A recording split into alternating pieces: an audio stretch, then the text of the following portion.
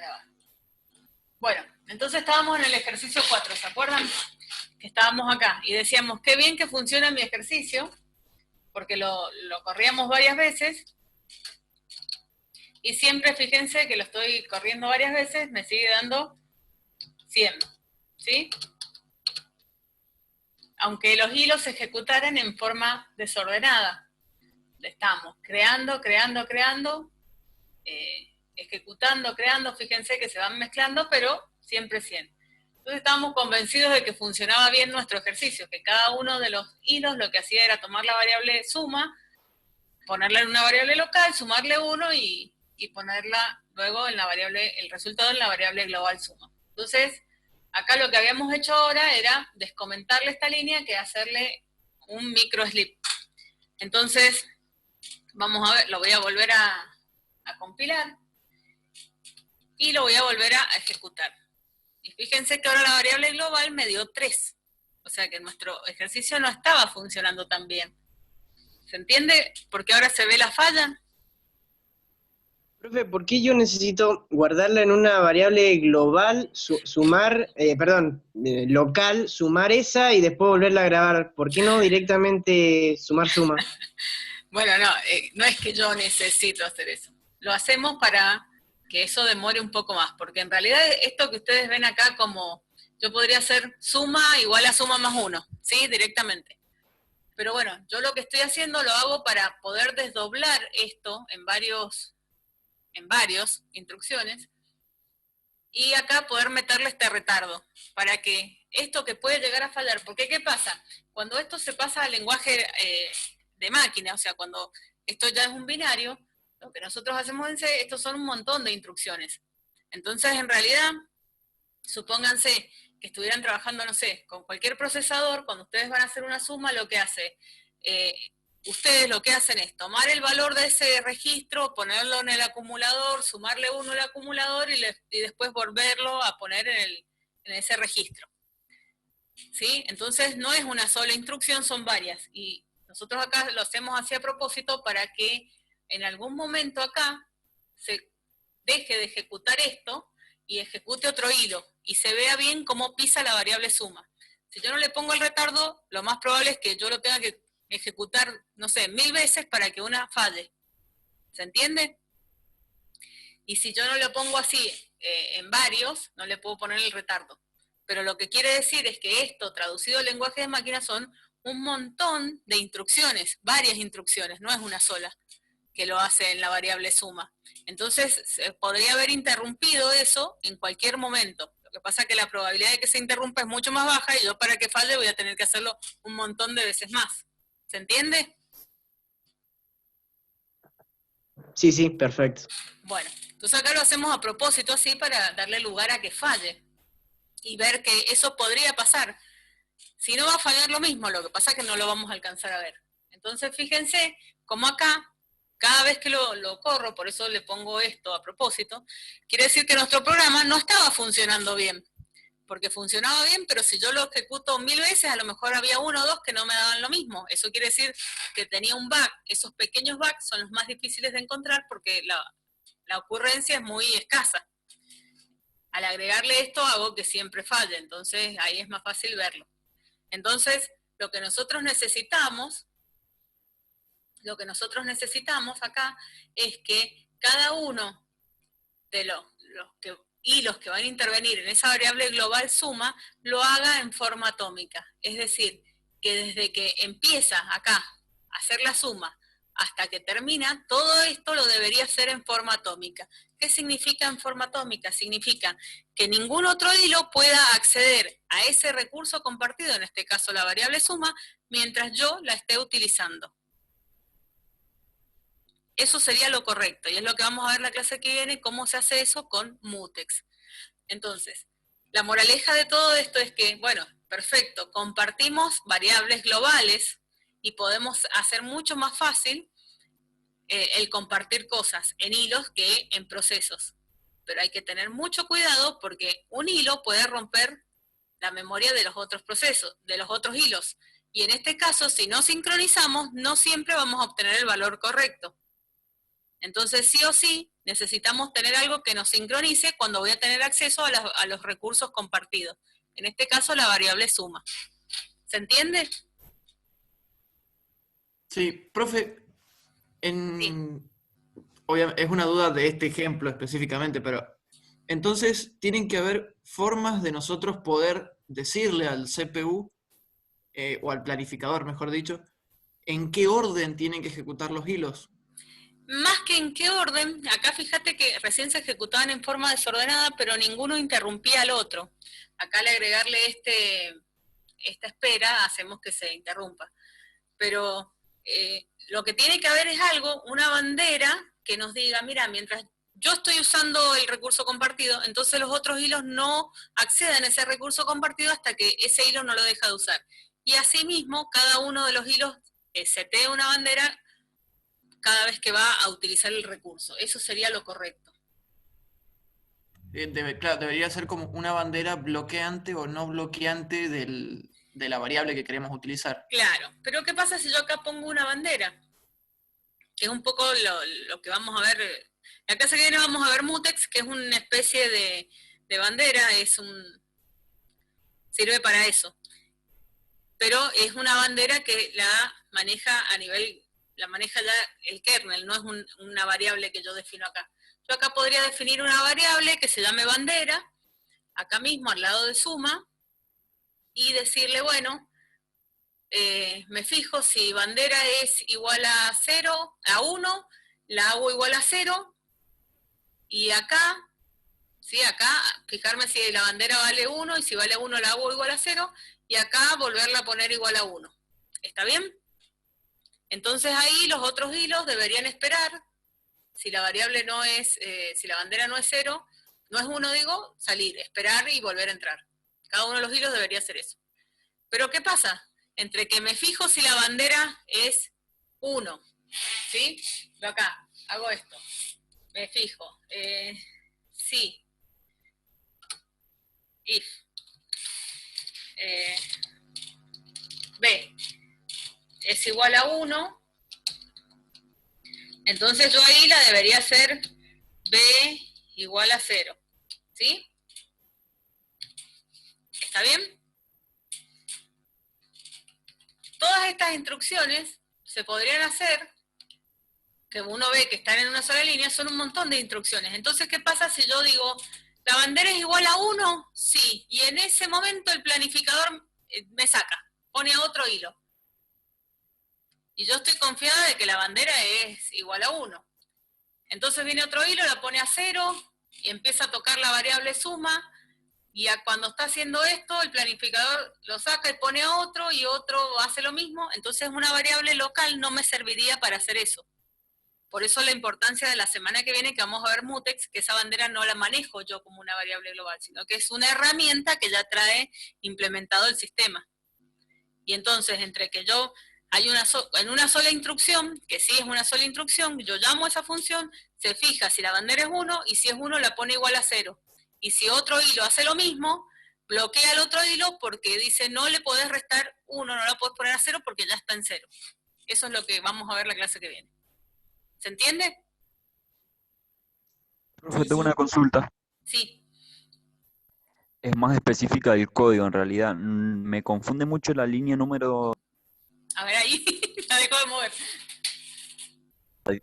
la 16. Ahí el número, ¿qué es lo que está guardando? O sea, es el puntero donde En se realidad es el almacena contenido puntero número. apuntado por este puntero, claro. Vos acá pasás, acordate que acá le estás pasando un puntero, ¿sí? Y ahora le estás pasando el contenido, está leyendo el contenido de ese puntero. Por ejemplo acá, cuando yo lo ejecuto, viste que dice, ese número es el que yo después digo ejecutando el hilo tanto. Fíjate, ejecutando el hilo 70. Entonces yo acá tengo T y le he pasado el valor de 70. Entonces ahí lo que está guardando el número es ese valor 70. Yo acá le estoy pasando la dirección donde está ese 70 contenido. Entonces acá lo que hace con esto es terminar guardando el contenido de esa dirección, que es 70. En este caso, en este. ¿Se entiende? Pero no se podría poner dentro del print directamente el número. No te escuché nada. ¿Dentro de dónde? Dentro del print, el print F. Ah, sí, bueno, acá lo hicimos así porque para mostrarlo así nada más. Pero es para que ustedes vean como una variable que yo estoy teniendo acá, la estoy recibiendo, la estoy haciendo igual a que ella. Pero nada más, es más de C para que tengan otras herramientas. Recuerden que estamos haciendo el rincón de C, donde vamos agregando todas estas cosas de más que son de programación específica de C, ¿sí? Que pueden consultar ahí. O sea, entonces el asterisco, int asterisco y la variable NRO me estaría dando un número nada más, no es un puntero, o sea, no es una dirección. Claro, vos acá te estás recibiendo ese número, pero como es un void, después acá lo estás casteando a que sea un entero.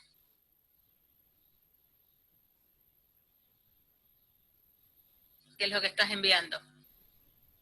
Entonces vos acá en número le estás pasando el número que has guardado en este arreglo, que en este caso, por ejemplo, es ¿te acordás que T va de 0 a 100? Vas creando un hilo y a cada hilo le vas pasando un valor de ese arreglo que tenés acá. Y en realidad le pasás la dirección del arreglo. Entonces va y lee en esa dirección que hay contenido. ¿Sí? Y fíjate que acá estás poniendo en esa dirección de memoria, en la dirección 70, el valor 70. En la posición 70 del arreglo estás poniendo el valor 70 en esta línea.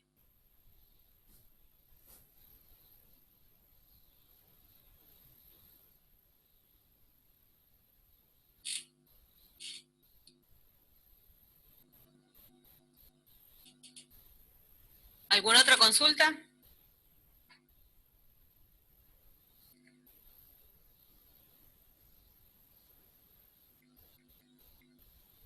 No, Hola. profe. Ah, ¿Nos puede aprobar? ¿los quieren que los apruebe a todos? Por favor. No tenemos superusuarios nosotros para eso. Claro, no. No No sabemos somos- el password, así que... no están hablando con la persona indicada que pueda hacer eso.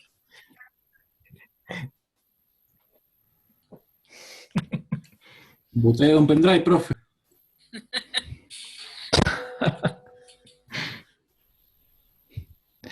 En fin. Bueno, ¿no hay más dudas, chicos? No, profe, No. de mi parte no, así que nos vemos. Muchas gracias. Bueno, Bueno, es una buena Profe, semana y... profe. Sí. Yo quería consultarle, entré un poco tarde a la segunda reunión, la línea 19, ¿qué es lo que hace en el ejercicio 4? esta de acá es, bueno, el efecto que tenemos con esta línea es similar al que queremos dar con la línea 18. Con la línea 18 estamos introduciendo un retardo a propósito para darle más posibilidades a que salga este hilo de estado ejecutándose a listo. Entonces otro hilo lo interrumpa y pisa el valor de la variable suma. Para eso colocamos este retardo acá. Después, obviamente, si esto fuera un programa que ya va a salir, no va a estar ese retardo, pero a veces se agregan como retardos para ver si las cosas fallan o no. Es una forma de probar. Y de hecho acá vemos que aparece una falla. Lo que hace la línea 19 en lugar de la 18 es como que cede la CPU. Ese hilo lo que está haciendo es ceder la CPU.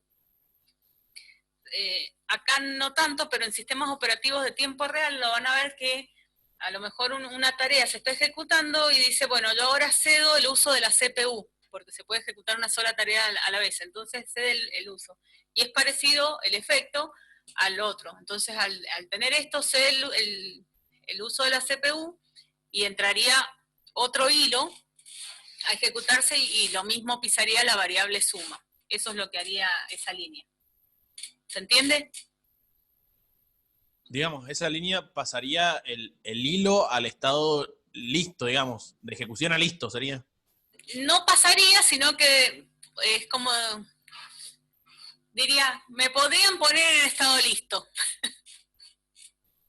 ¿Se entiende? No es que es con esa línea Claro, pasa a claro. estado listo, sino que da la posibilidad que lo pasen a estado listo. O sea que puede ocurrir que el planificador no lo ponga en estado listo y continúe la ejecución. Claro, pero bueno, si no hay otra cosa, sí, pero bueno, si no, lo cederías y entonces, bueno, dice, a ver quién tengo esperando y lo pasaría. ¿Se entiende? Y a ver si con ese falla Sí. lo vamos a volver a compilar. Y fíjense ahora, ¿lo guardé? No sé si lo guardé, a ver. Ahí está. Porque justo tengo, a ver si falla ahora con eso. Falla lo mismo, ¿ven? Con esta instrucción que cediendo el control de la CPU, falla lo mismo. Le dio 35, le dio 39, le dio 11. Entonces el efecto buscado es ese.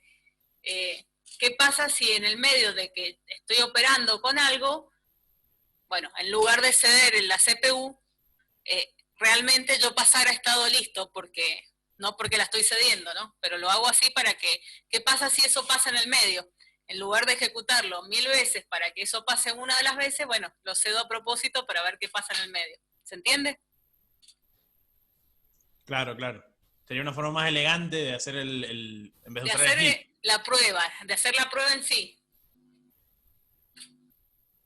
Entonces, porque yo tengo que, cuando tengo un programa, digo, bueno, a ver, si esto se va a ejecutar, yo trabajo en una empresa donde se hacen equipos y se programa muchos procesadores de PIC, bueno, algunos PIC con sistema operativo de tiempo real. Y ustedes prueban las cosas y las prueban 200 veces y no fallan. Pero cuando tienen 1000 equipos en la calle, seguro que hay una falla, quedó un bug y va a aparecer. Y a la larga, después de un año, va a aparecer en 2 o 3 equipos. Entonces, hay muchas herramientas que se utilizan para probar esos bugs. Y bueno, esta es una de esas. Por ejemplo, ceder la CPU o agregar estos microesperas y todo eso. ¿Se entiende? Sí, sí. Bien. ¿Alguna Profe, otra tengo una consulta? consulta más. Sí, Ahí el valor, por ejemplo, dio 25. sí. ¿Podría decirse que de todos los hilos, 25 pudieron ejecutarse completamente y guardar el valor que habían obtenido en un principio, digamos? O sea, como Claro, que 25 25 tuvieron pudieron, éxito. suponete que porque si se corta acá, ¿qué pasa? Suponete, suma va por el valor 20. Vino un hilo, leía suma, valía 0, se pasó el primer hilo, lo quedó en 1, segundo hilo en 2, 3, 4, va por 20, ¿sí?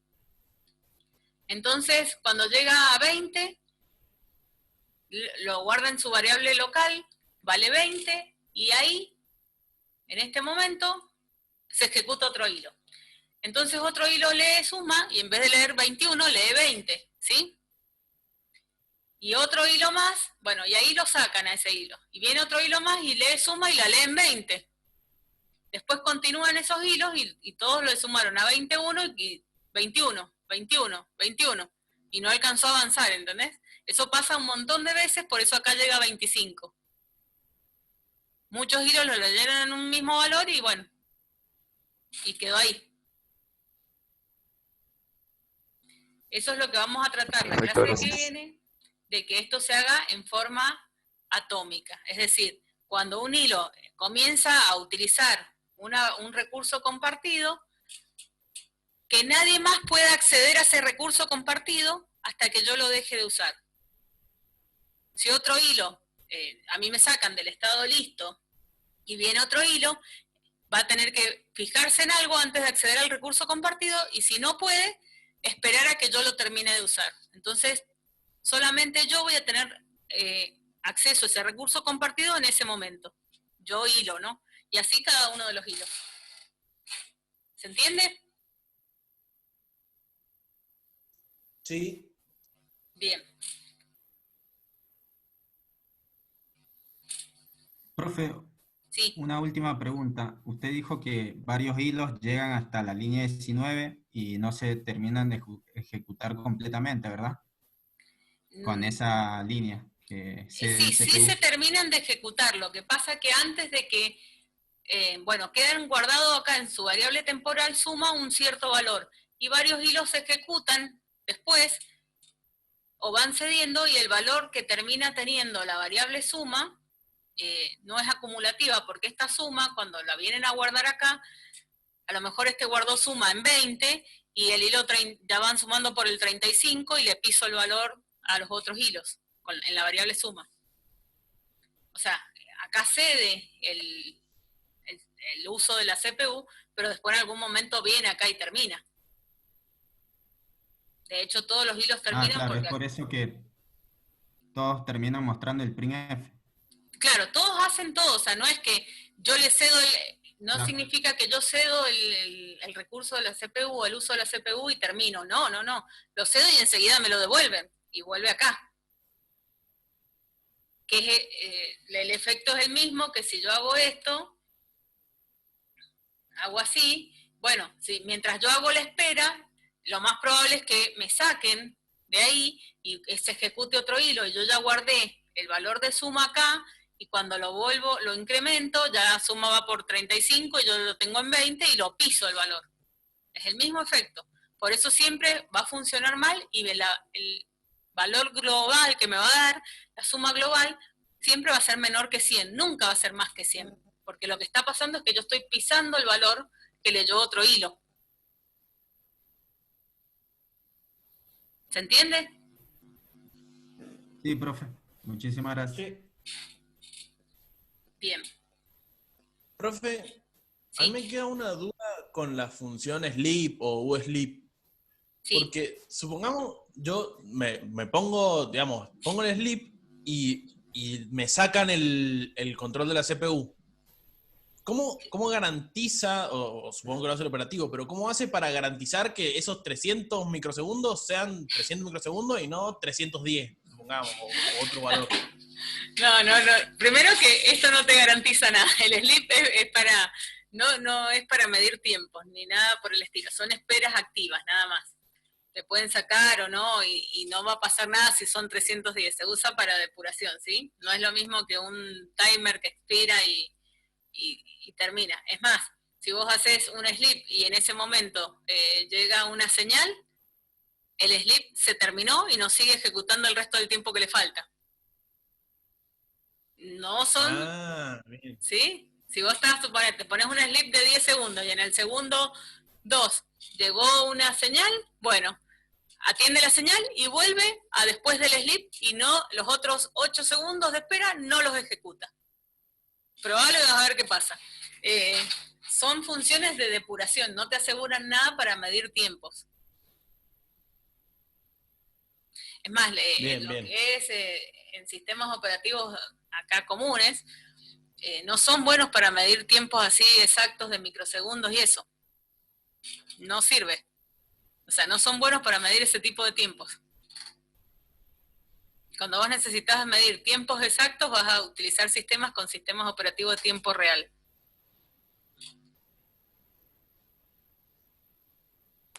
Claro, entiendo. ¿Sí? Bien. ¿Alguna otra consulta?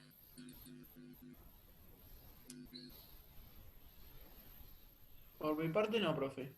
Bien. Sí, yo tampoco. Muy bien. Ninguna. Bueno, chicos, Bueno, si no hay más entonces consultas, será hasta el jueves que viene. Perfecto, Bueno, profe, Sí, gracias. respecto a eso, profe, Profe, ¿podría gracias. mandarnos un mail de confirmación o le preguntamos nosotros directamente al ingeniero cuándo